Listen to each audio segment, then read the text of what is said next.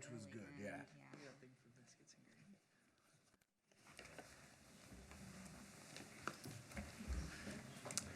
Good evening. It is now 6:30, and I will call to order the Monday, March 27th, 2017 Burnsville Planning Commission. Commissioners, thank you for your time this evening. Hope everybody had a safe drive in. Staff, thank you for your time. The first item this evening is the adoption of the agenda, and the agenda is posted in the lobby and is also available online for anyone that is inquiring about tonight's agenda. Commissioners, do you have any last-minute additions or changes to the agenda? Nothing, none from Commissioner. Staff, do you have any changes with the agenda? The only item that we wanted to clarify for the Planning Commission is there is extra information that was included with your packet that should not have been regarding the single-family uses and the conditional use permits. So that is not an item for tonight. It was actually, that was the same information that was provided last time. So we have a glitch, I believe, with our Novus system, but just wanted to let you all know that that will not be discussed tonight. So breathe easy. So the agenda didn't change. There was just additional Yep. background information. So Yes. with no additional changes from commissioners or staff, I would stand for a motion. So moved. Moved by Commissioner Benke. Second by Commissioner Levy. All in favor, say aye. Aye. Opposed, say nay, and the motion carries. Our second item this evening is the adoption or the approval of the March 13th, 2017 Planning Commission minutes. Commissioners, any changes that you would like to make to the draft minutes? I have one change I noticed. Commissioner Workman, can you direct us to, Well, it was on the Chase vote for the continuation, and it said that it passed with a 4-1 vote, but I believe that passed unanimously for the continuation. Oh, It has you as voting no for the continuance. Yeah. That's what you did. yeah, right? sorry, never mind. Okay. okay. Commissioners, any other changes to the agenda or the minutes? None? Staff? Nope. No changes. Hearing none, I would also stand for a motion. Moved by Commissioner Singh, Second. second by Commissioner Workman. All in favor, say aye. Aye. Opposed, say nay, and the motion carries. That brings us to the third item this evening. This is a continued public hearing for Chase Real Estate for a planned unit development amendment for a 4-story mixed-use apartment complex with 172 units, 8,000 square feet of retail, underground surface parking located at 50 Travelers Trail East. And for those of you that are here this evening in reference to this application, the application has asked for another continuance that will move it to our next meeting. We have published the public hearing. So what procedurally what I'll do this evening is I'm going to open the public hearing. There will be no presentation from the application. We would like to take questions or anybody in the audience that would like to speak to this item and tonight, and this is your opportunity to ask questions, and then I will ask for a motion for continuance, and then it will be moved to the April 10th Planning Commission meeting. 10th Planning Commission. There was some developments at the last minute that they asked to have it continued. So since we have no applicant here to present this evening, I'm assuming, Commissioners, any additional questions of staff before I open the public hearing? Yes, Chair. Commissioner Benke. Just, do we have available I'm sure that I have, of the commission here, I think I probably have the only copy of the framework. Do we have additional copies that the other members can have? Or I know it's on their website too. We do have additional hard copies if any of the planning commissioners would like a hard copy. Otherwise, it is available on our city website. Okay. Very good. Other questions? At this point, I would like to open the public hearing for this application and ask anyone in the audience that would like to speak to this application to please step up to the podium and give us your name and address for the record. Come on up, ma'am. Name and address for the record. Thanks for coming out this evening. My name is Melinda Mellenbrook, and I'm at 150 East Travelers Trail. And I expressed a concern about the traffic issue, and I'm just wondering if, on the city side, if anybody came to a conclusion or if it was necessary. I'm just, curious about where that stands as far as the city's concerned. Did you want to speak to that? Brian? Sure. Commissioners, we did evaluate the traffic. Ryan Peterson, city engineer, and myself looked things over. There will be a study required at the end of the development. That is what was required in the original traffic study. With this project itself, there's nothing immediate that needs to be done. It's kind of again, it was required to have that study done upon completion of this improvement. So at this time, we don't see any issues. The traffic that it's going to generate was consistent with what the original proposal illustrated, so we don't feel there's going to be any major traffic concerns on site.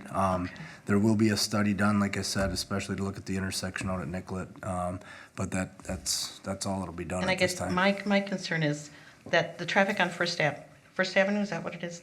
Correct. You've got 2 lanes of traffic going in to like Cub. One goes straight ahead and one goes right. If there's been some kind of marking at some point, put a line down the middle of the street, because you've got people turning right from that left-hand lane all the time. And running stop signs and stuff like that. That's Sure. kind of what we're concerned about as well, so. And we can definitely look at that, and we can also look at the enforcement as well. Talk to the police force and let them know to monitor it once things get Just- opened up. yeah. Because enforcement will help that. Just marking, too and stuff, so.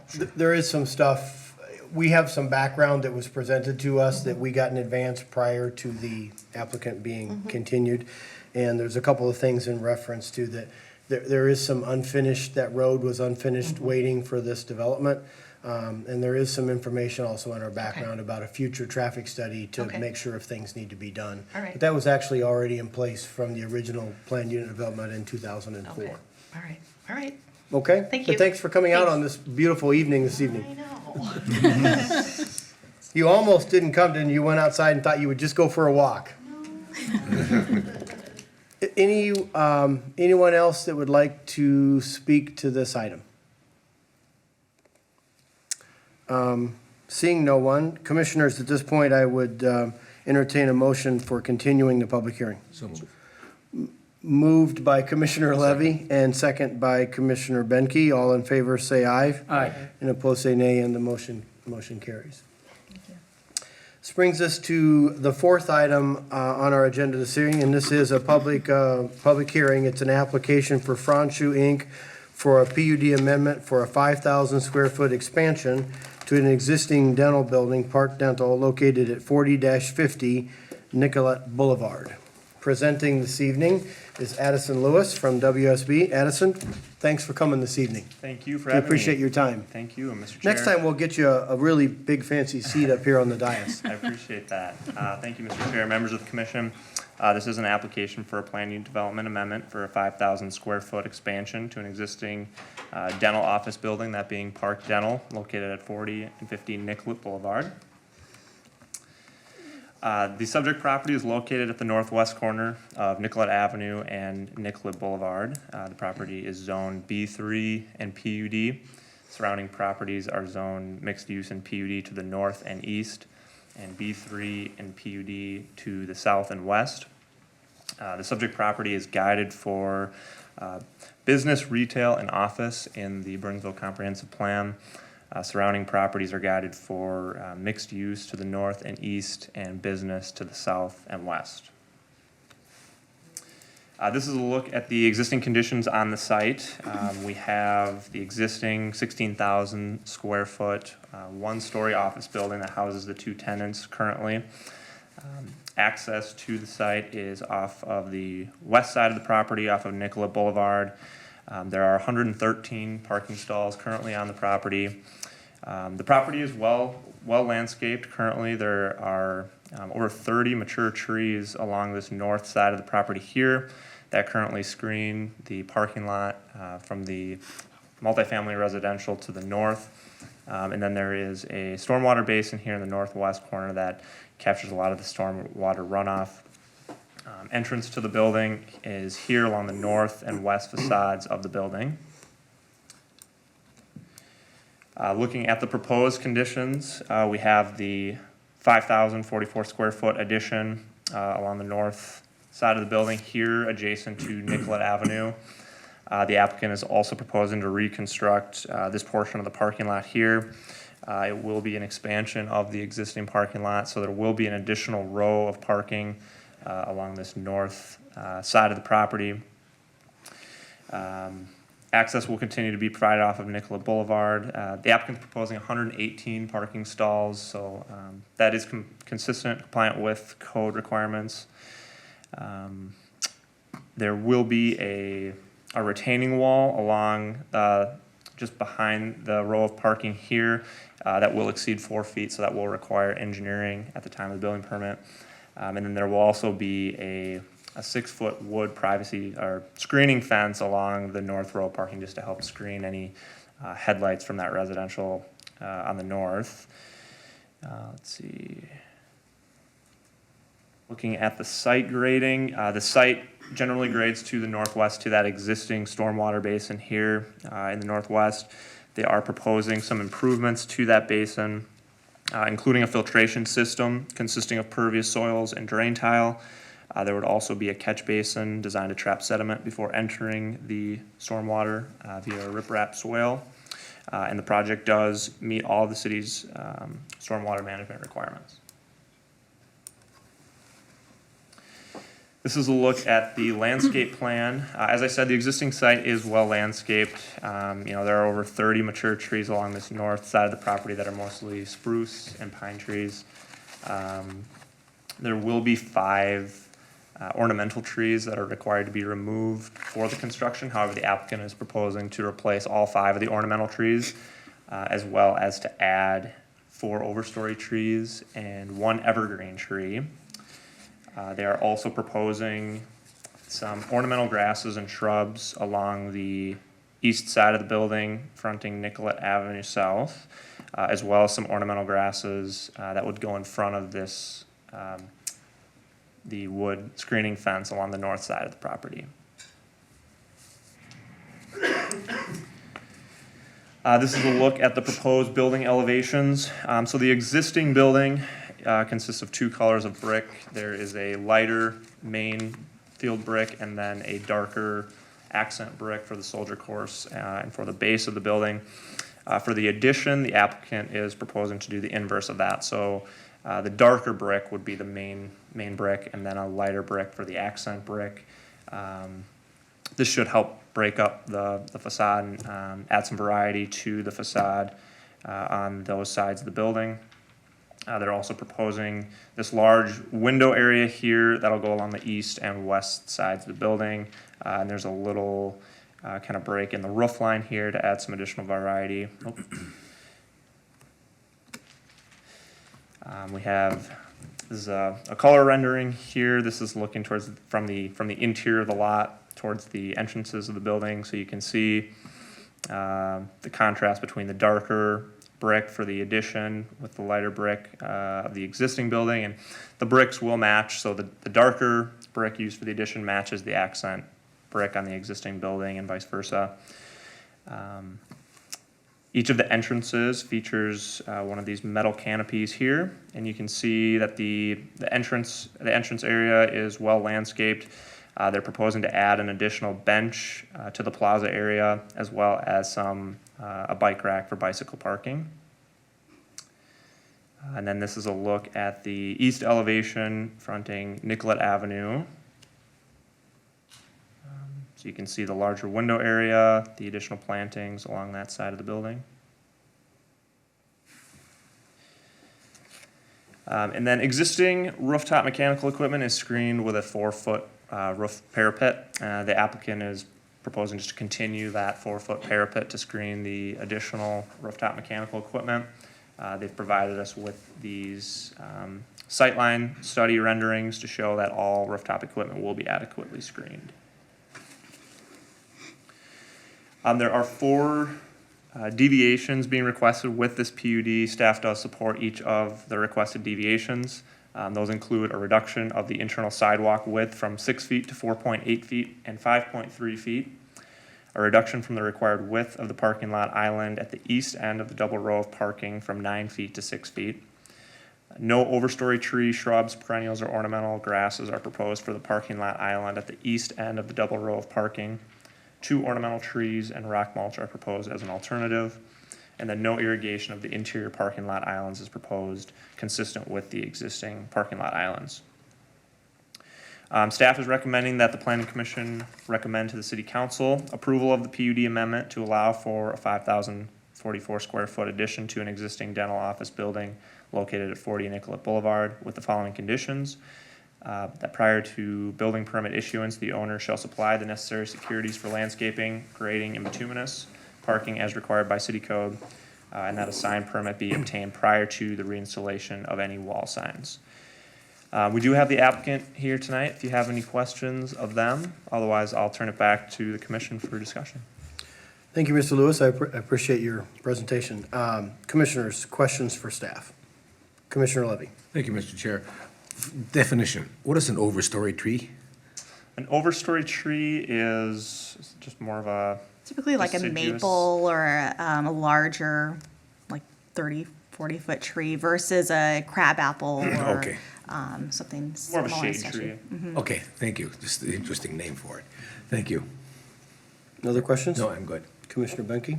No? I'm okay. Okay.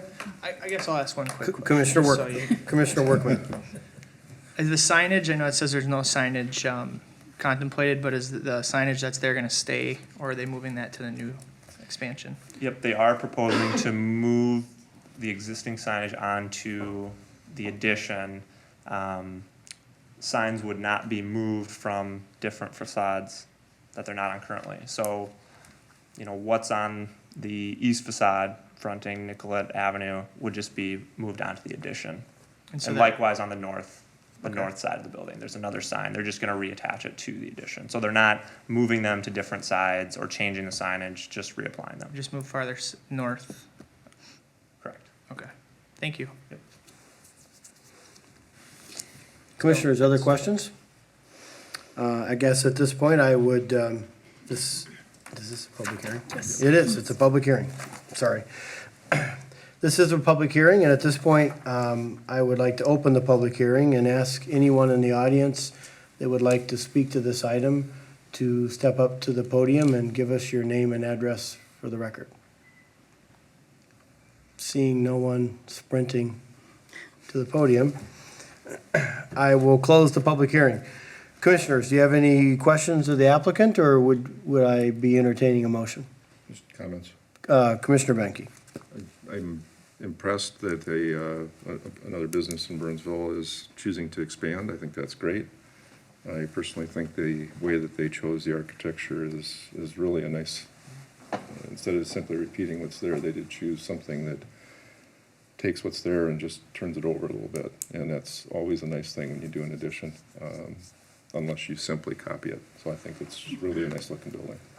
I thought it turned out nice. They did a good job of transitioning from one to the other with glass. Yeah, that And too. then we have a couple of examples where we've passed changes to medical buildings that probably weren't done as well as this one. I agree. With that being said, I guess, Commissioners, I would stand for a motion. Mr. Chair. Commissioner Benke. I would suggest the planning commission recommend to the city council approval of the PUD amendment to allow for the 5,054 square foot addition to the existing dental office building at 40 Nicollet Boulevard with the following 2 conditions as enumerated by staff. I have a motion by Chair, Commissioner Benke. I second that, 5,044 square feet. And I have a second by Commissioner Singh. All in favor, say aye. Aye. Opposed, say nay, and the motion carries. And for the applicant, that'll be in front of the city council on April 4th. April 4th. Thank you. That brings us to number 5. It's a discussion this evening off of our 2017 Planning Commission work plan, the solar ordinance, one-year review. Presenting this evening is Ms. Garros. Deb is working her way to the podium.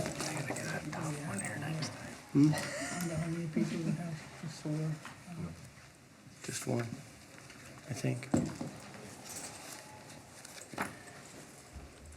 Ms. Garros. Thank you, Commissioners. Thank you for your time. It's been a year since the solar ordinance was adopted. Just for some background for some of the commissioners and the public that may be watching, the Planning Commission spent about 2 years, a little over 2 years, reviewing solar, both requirements coming down through the state of Minnesota, what national and other city codes were out there, trends, new technologies, those types of things. And after much study and a couple of work session meetings and 2 or 3 different public hearings, the ordinance was adopted that is in effect today. And that was an update to the ordinance that was, I believe, established in the early 80s. And really what just an overview of the ordinance itself is it allows for solar. Solar is something that we know is technology that people are interested in, and it's something that will be with us and is becoming much more affordable, so more prevalent. And the Planning Commission and Council wanted to make sure that solar was allowed, but also had some considerations regarding the appearance of certain type of solar installations. So there are some performance standards that you added to the ordinance. And in addition to those performance standards, we also knew that there would be applications that would come in for something different than what was covered in the ordinance. So we provided a conditional use permit process that people could make application for, and then those could be reviewed on a case-by-case basis and considered that way. That's very similar to other types of applications we have for special purpose fencing and other types of things. So with that, we probably have about 15 or so solar installations in Burnsville. The last year, we've had a handful of permits that have come in. Generally speaking, for the commercial and industrial areas, those are usually installs on a flat roof. Usually can't see them from anywhere. And those are just allowed with a straight building permit. The ordinance was set up so that if you use materials that look like the building or are building integrated type materials, that you should be able to go through and just basically get your building permit as long as you meet the building code and electrical code. Those installs can be done. Then, in addition to that, we have another handful of residential applications, and for the most part, those have been for pitched roofs, and there's not been an issue with those. The ordinance has worked for that as well. The only item that we had of issue is an application, which was a conditional use permit, and that was for a hip roof. And with the hip roof style, it's not so easy to meet the ordinance requirements for having basically to follow the roof line, if you will. You need to have a step pattern if you use the traditional and most widely available and probably most affordable solar panels. So we did have an application that did ultimately go to City Council. The recommendation for that was denial. However, they were given an opportunity to hook up to the electrical grid, knowing that Planning Commission would be taking a look at this ordinance after a year, and if there are changes that you would like to see in the ordinance, we are looking for feedback from Planning Commission as to what you would like to do. And if there are changes, then we would work with Planning Commission to prepare a draft of the changes and bring it through with a standard ordinance amendment process. So with that, we did provide the information with your background report that gives you the ordinance itself, what the provisions are. Also, the background information for the HIP roof application that we had. And basically, at this point in time, staff believes that with the exception of the HIP roof situation, the ordinance seems to be working fine. Have not had issues through administration, and the public has been able to provide the information, and we've issued several permits to that effect. So with that, we are looking for a direction. This is really a discussion item for the Planning Commission, and it's part of your work plan, and we're here to assist or facilitate anything that you would like us to do. Okay, thank you, Ms. Garros. Commissioners, at this point, you have questions for staff? Commissioner, can you raise his hand first? Commissioner Singh. Go ahead. Thank you, Mr. Chair. From what we've heard from Ms. Garris, things are working well except for the hip roof. And I think I agree that we need to pay some attention to that and see if we can do some work with the hip roof and make it, where applications can be approved rather than denied.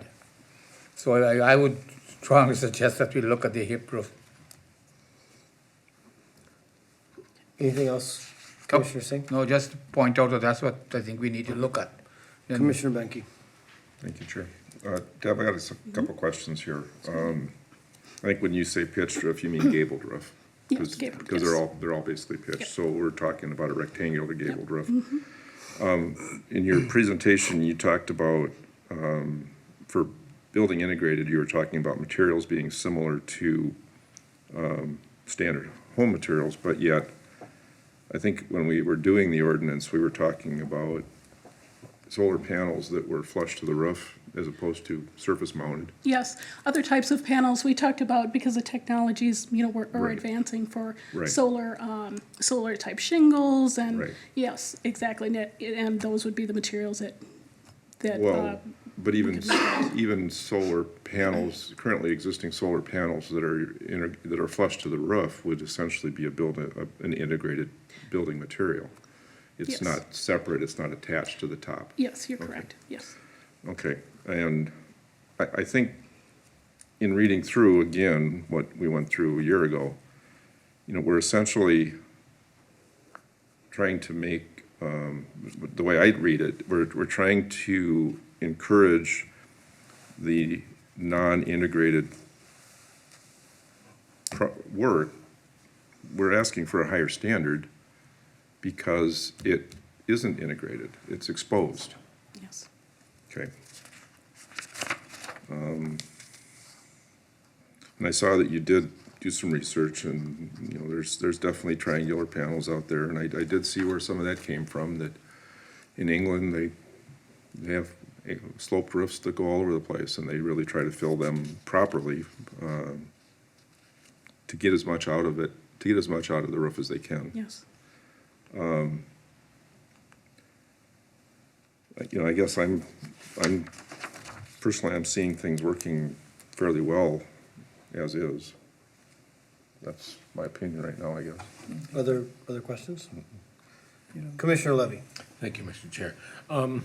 The hipped roof, this whole thing has been talked about, does disturb me that we have a requirement of the full coverage at this point.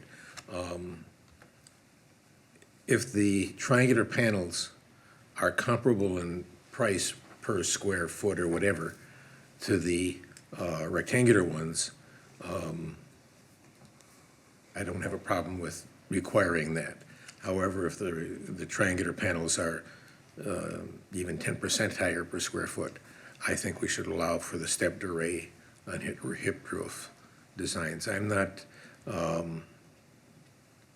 real excited about the idea of a different standard for the non-integrated versus integrated. If the integrated can have a step function and you'd see that as separate, from an aesthetic point of view, looking at it, you'd see the stepped array on it. Having it integrated or not integrated, to me, makes no difference. My view. Other questions? Commissioner Workman.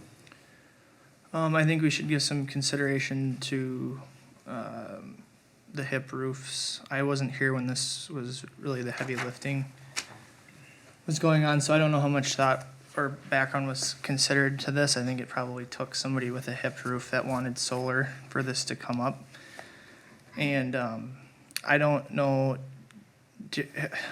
aside from what we found online with the Google search, do we have any other background as far as availability and price and things like that of these triangle panels that are being? No, we didn't go into depth on that. It's something that they are available, that you see them in other parts of the country.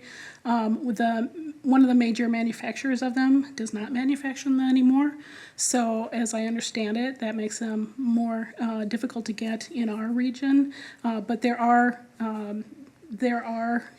companies and architectural firms that are preparing these.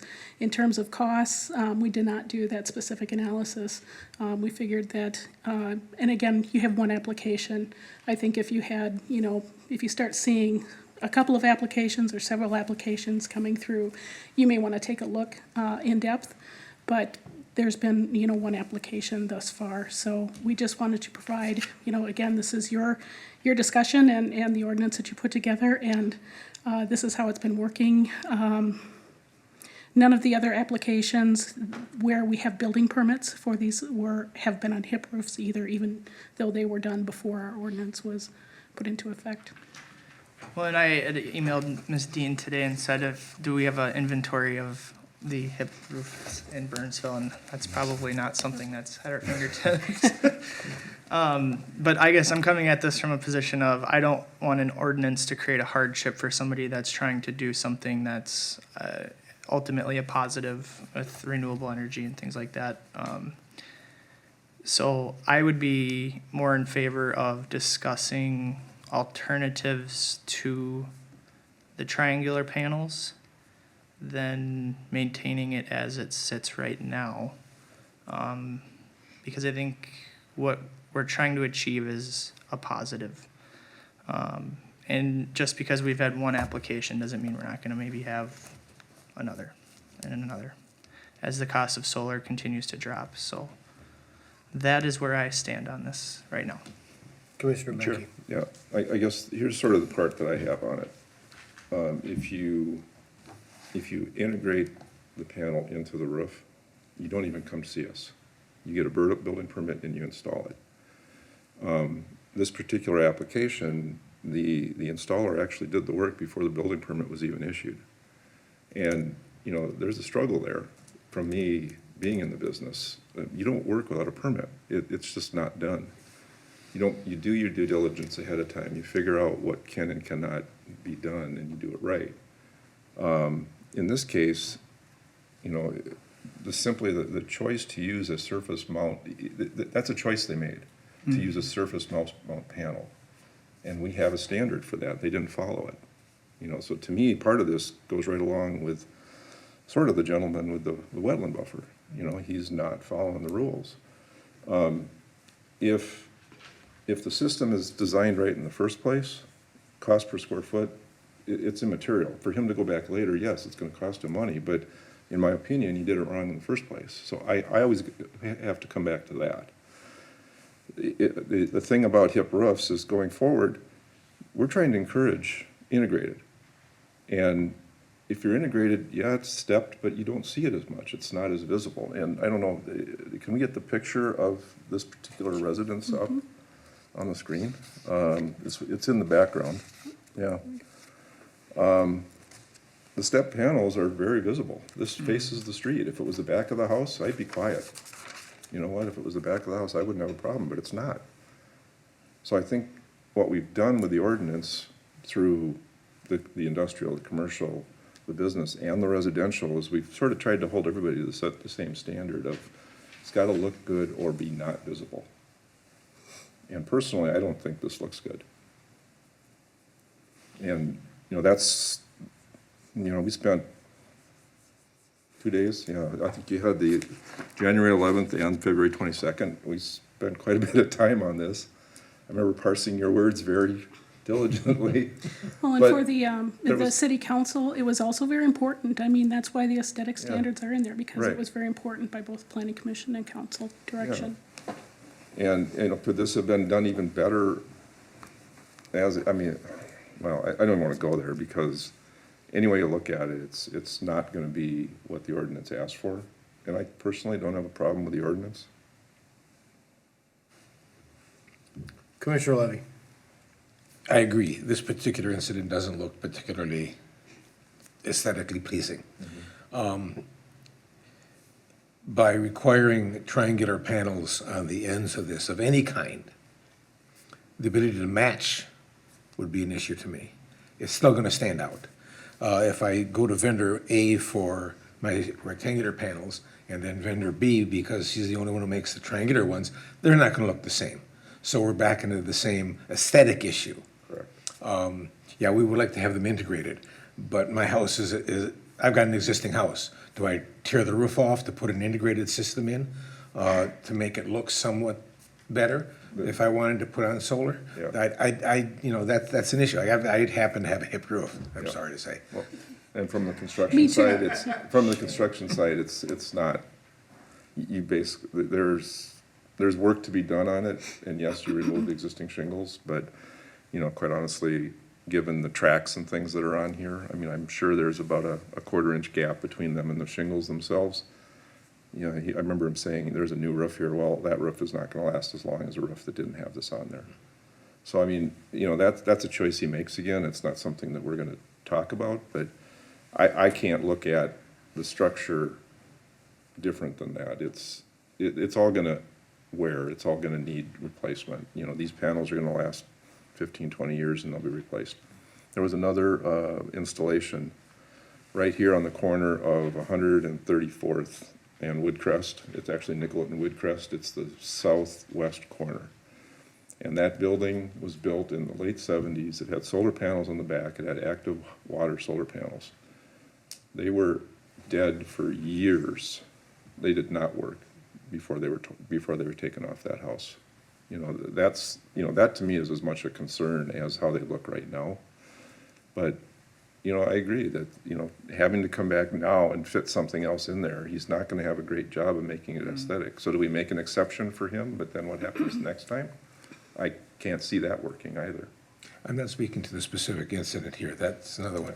Maybe we need an architectural tool like we have for other aspects of design that addresses until, I can unroll a sheet of solar panels and just paste them down to my roof, which is coming. But maybe you need an architectural tool as a guidance for this. But isn't that the CUP process? They come and bring it to us and we say, yes, it looks good. No, it doesn't. He came after the fact. I can't say what would have happened if he would have brought this to us in advance of it going on and needing the CUP, So by pushing to an integrated system, those people don't have to bring it to us for our review. We don't get to comment. We don't have to because it's what we're after. See what I mean? But this isn't an integrated system. That we're not talking about the integrated. We're talking how do we address the surface mount systems that don't meet the standards that we adopted a year ago. I mean, that's sort of what we're looking at. We're not really looking at any other piece of this ordinance at this point, from what I can tell. Commissioner Workman, I would say that a tremendous amount of work did go into it. It seemed like it was more than just 2 meetings in my head. Oh, it was more than 2. Those Yeah, were it was just more work than, sessions, it was, yeah. One, we two, spent a fair amount of 3, time 4, yeah. trying to think and through a all the city. processes. We were trying to, typically when we do these things, we look for unintentional consequences. And obviously, this is an unintended consequence from the ordinance. But we did struggle with, as it continues to evolve, we had multitude of pictures where people were doing stuff that was extremely visible to the neighbors, could be in sight lines, could, from a standpoint of not allowing certain things that would impose something on a neighbor. So we worked through a lot of that. We worked through in the ordinance to make sure that it was still functioning, because to Commissioner Benke's point, we had several that had completely failed. They were covered, they'd lost their luster, so to speak. Yep. They were fogged.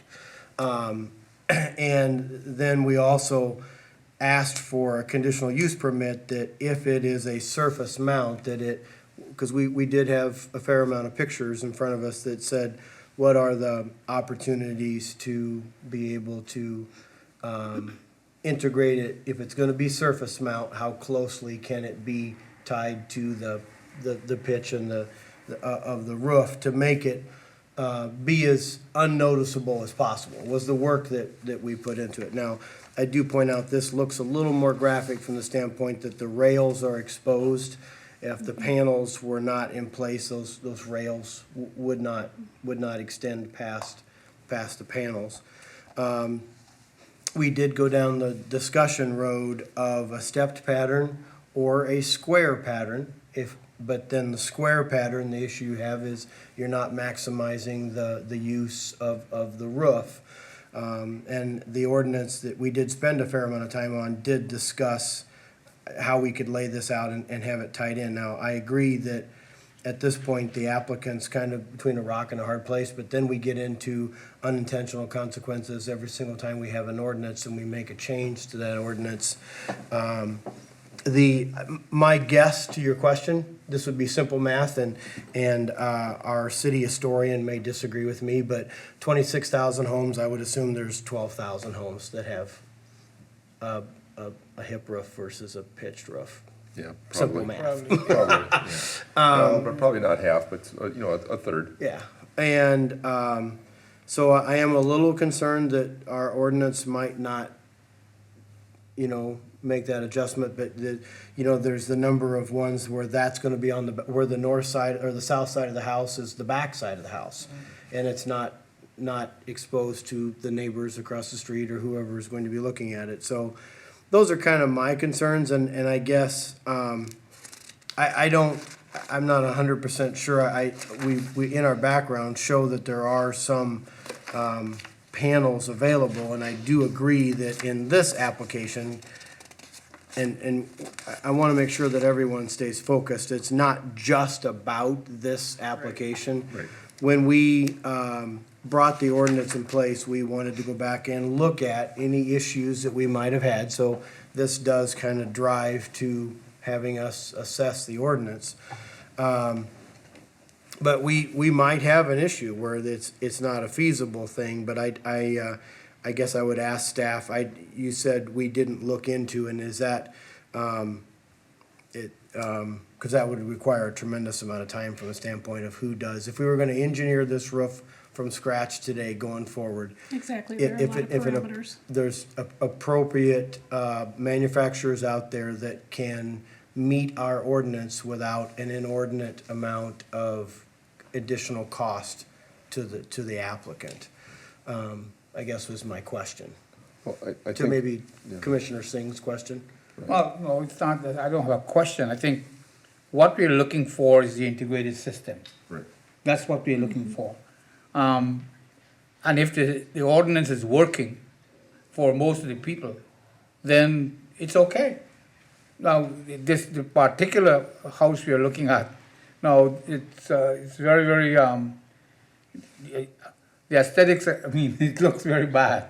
It does not look good if I have to look at it as a neighbor or something like that. But that's what happens when people do it without a permit. And I think so we are here, if there is a situation that somebody wants to have the solar installation and they do not have the regular roof, and then they come to us. And then we look at it and we work with the person and we probably can come up with something before they start the installation. So at first I thought that the hip roof need some attention, but having heard from Ms. Garris, I think the system is working. So let's leave it as it is. Okay. yeah, that's fine, that's fine. Commissioner Levy. On this specific example, if the rails which are exposed were removed, would that make it more aesthetically acceptable? Just the step function is not desirable. I'm trying to understand that. Right, from my point of view, the rails the rails are only there because he was setting it up for the corners and then decided that the corners are too expensive and he didn't want to do it. So, that they wouldn't be there, but to me, I think our premise was that anybody who's gonna spend the money to put this on the roof is gonna try to maximize their roof. So the only way to maximize a hip roof is to put angles on the sides. And in this case, you know, I feel like the supplier sort of shortchanged the owner by coming in and just putting a little bit on the roof. Because I mean, even the first row, you probably could have put another full panel on there at each end from the looks of it. You see what I mean? It just feels like this particular job was not done well. You know, my suggestion is, you know what, let's leave the ordinance the way it is, and if somebody wants to bring something like this to us, bring it as a CUP and let us look at it. That's right. You know, because, you know, then we're treating it like a special case instead of just opening the floodgates. Okay. Because hip roofs have different pitch, is that the right word? Yep. And the examples of angular solar panels were either equilateral triangles, as I saw, Yep. or fixed, looked like 60-degree. Yep. So if they did take one of those, it still wouldn't fit. Right. So we're, you know, we've got, Well- I think the idea of letting it be, leaving the ordinance as it is and coming back as a CUP in advance Yeah. probably is the cleanest way to do it. And just so you know, there's other products out there too. There's a product that you can actually, it's like when you skin a bus, they put the graphics on a bus. Okay, yeah. It's actually a product that you can have, that you can buy, printed, it looks like shingles, you can put it on top of your solar array, it has minimal effect on it. And now all of a sudden that roof doesn't look like a solar array anymore, now it looks like shingles. I mean, there's so many options out there, different than just letting this happen. You know, we worked pretty hard on it, and that's why I'm speaking in support of the work we did. And commissioners, the thing I truly struggle with, and it's difficult for me when we spend time, we have an ordinance, we have requirements, we ask for building permits. People have to submit building permits. Prior to that, they need to know exactly what's doable or not doable. And to continue, if we have an issue where something's already done, and then to come back and ask us for a variance, it is kind of frustrating for me. And Ms. Garros, correct me if I'm wrong, I know there was some comments as we've gone through this review that we were the only city in the state that requires on a hipped roof to have the panels, match the roof line as closely as possible. And do you I don't. know that to be no. true, or, okay, because I know there was, Yes, I do not know that at all. We have, what our provision is, it says, placement of panels should be uniform to the slope and proportions of the array, and the array shall match the shape and proportions of the roof or wall. These standards, for the most part, we didn't create them. We pulled them These came from- from other places and are not anything that's super outlandish that you wouldn't find. so I the think comment- we didn't make No, I a think change. I think the comment came from the applicant. Okay. So, I mean, at this point, I'm okay with letting it go, and if an applicant comes in, we'll look at an individual variance. But like I said, we spent a fair amount of time trying to do what we believe to be the right thing and is fairness for every application that could come in front of us. Commissioner Workman. Sure. You have the floor. Yeah, and I don't mean to step on any of the work that you guys did or the previous commission did, because I'm sure was extensive. All I'm trying to say is that it just seems like, from an ordinance standpoint, we are saying if you have a hip roof, it's integrated, which I would assume is more expensive than mounted.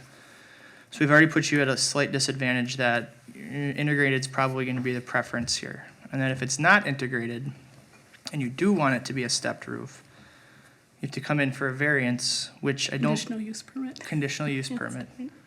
And I don't think that's free either. And so what I'm trying to get at is that I don't like seeing an ordinance creating a hardship on a citizen that is intending to do something as positive as solar energy.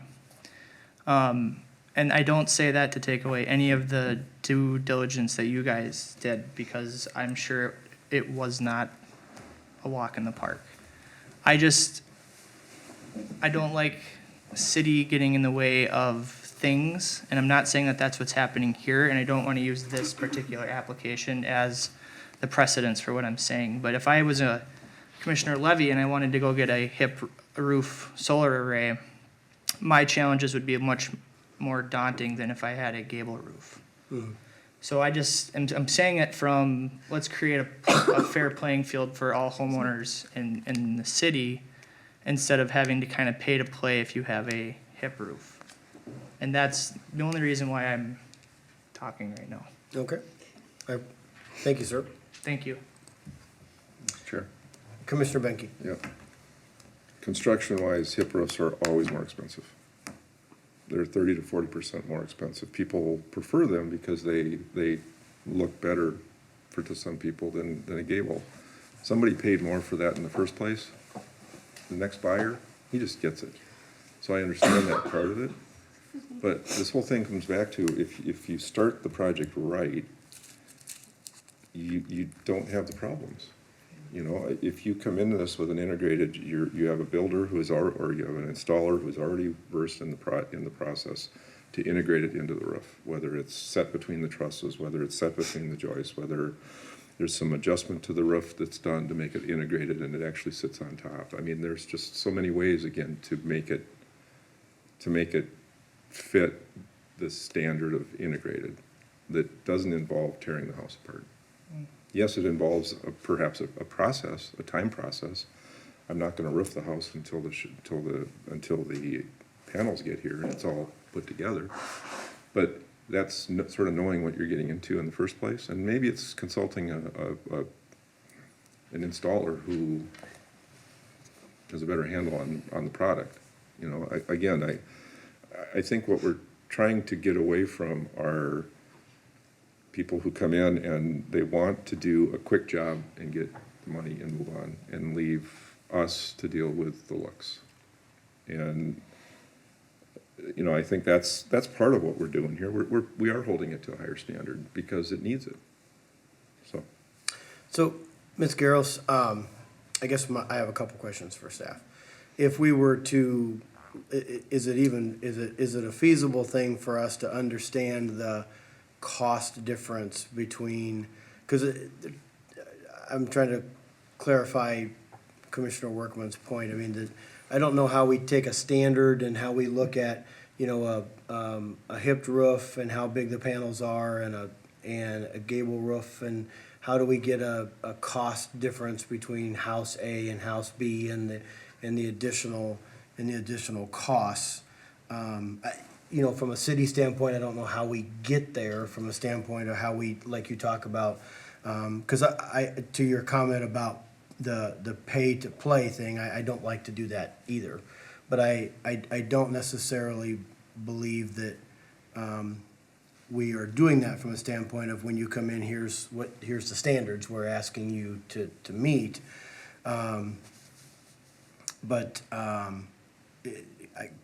Ms. Garros, can you, if we were going to even look at this, can you walk us through what it would require us to do from a staff standpoint to try to be able to figure out a change? You know, you guys you know as much or more about construction than I do. I am not a solar installer. What I can tell you is we looked at the state standards that the Department of, I believe it was Department of Commerce put together, and we developed our ordinance, and what was important at that time was how things looked, and you specifically crafted your ordinance that way, is to discourage, you know, this situation. If, at this point, if you feel that you want to accommodate and just straightforward do this, you have opportunities with the ordinance. You could allow, when you have a situation like this, you could modify the standard that it doesn't need to meet the shape and proportion of the roof. Perhaps it's the largest rectangle or square or something associated with that. Or I don't know how you do the apples to apples comparison, because as Commissioner Benke identified, you know, to construct the hip roof is more expensive, you know, and at what point are you evaluating and different installers are gonna have different prices, different quotes. I just don't know how we'd put all that together in a meaningful way for you. And that's what I was looking for from an ordinance standpoint, and how could we craft something that's going to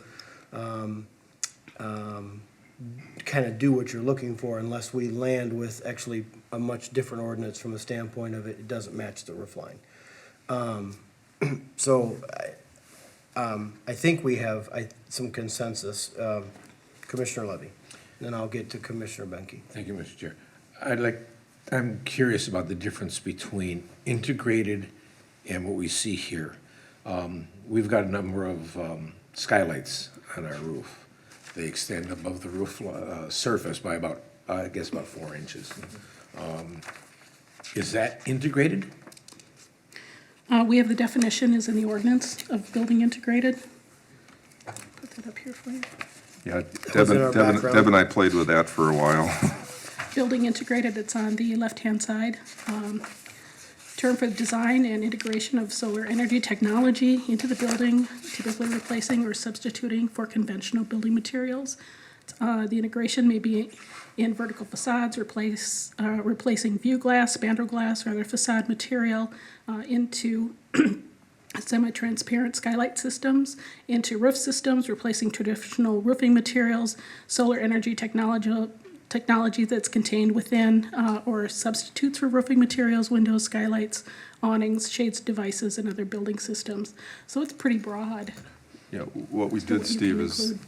there was a couple of comments. I think the word flush was in there. There was surface mounted, and then there was building integrated, and we tried to differentiate between them.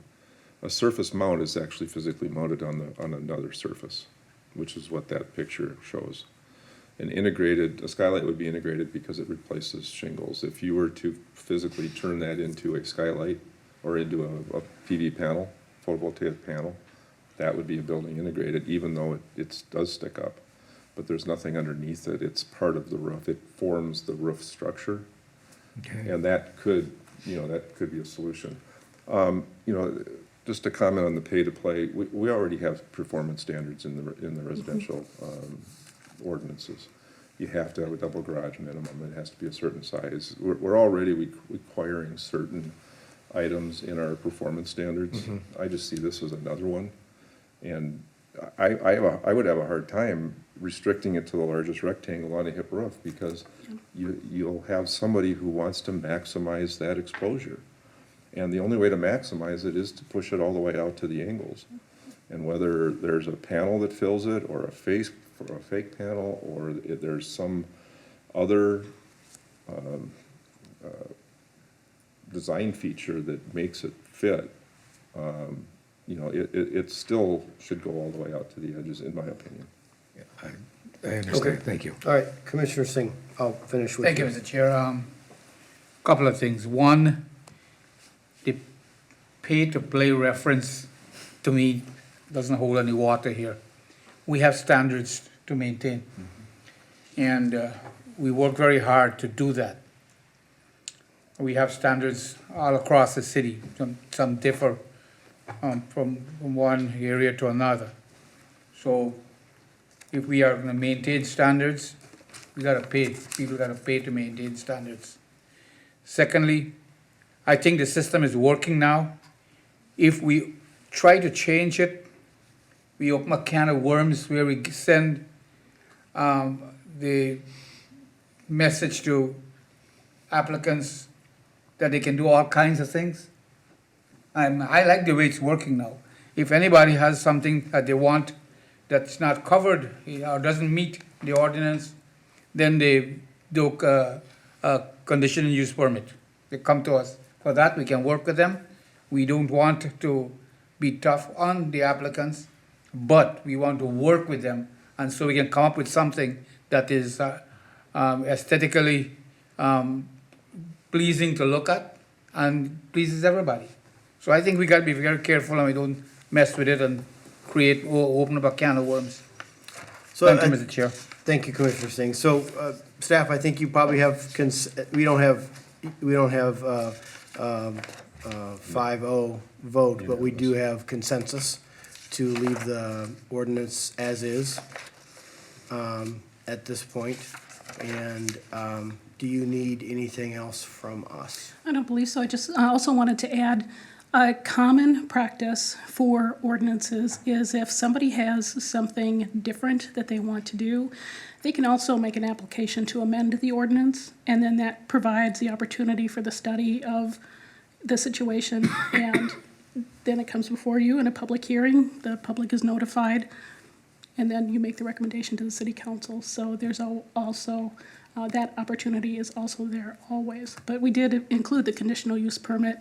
It's very standard. Like I say, there are all sorts of other applications where we do a conditional use if someone wants to do something alternative. And that's a very standard practice for zoning. Thank you. And I think if we were to make a change and make it more specific as technology changes, we'd have to keep changing it and changing it and changing it to accommodate the new technologies. So I agree with Commissioner Workman. We don't want to put a hardship on it, but I think by keeping it broad, we leave ourselves some leeway to accept requests for the CUP. Ms. Garros, anything else from the body this evening? Nope, that would be it. Thank you so much. Okay. Motion and. I don't think so. It's just a Direction to Just staff. distraction Thank you. staff. That brings us to number 6 on our agenda this evening, which is updates. And commissioners, do you have any updates this evening? Nothing? Now we get quiet? Now we get the quiet. Do you really wanna know, or? Yeah. We have a draft of the April 10th meeting. And I should note, monument signs is listed as a draft item, but because we have additional unanticipated items, we're likely gonna have that later in April or in May. And then we have a comp plan meeting tomorrow, or a week from, where's my calendar on that? Unfortunately, I'm unprepared Hang for on. that next meeting date. I've Do got you have it. that on your calendar? I've got it. I think I got it too. I should have, sorry, before I mentioned that, so, It's on a Monday. I think I'm sorry, it's the 17th, it's the Monday afterwards. The third I Monday, apologize. Thank you, Chair. Thanks, sorry, didn't mean to put you on the Oh, spot. that's Any other updates? Okay, I would entertain a motion So for. move, Mr. Chair. Second. Moved by Commissioner Singh, second by Commissioner Benke. All in favor, say aye. Aye. Opposed, say nay, and the motion carries. Thank you for your time this evening, and have a safe drive home.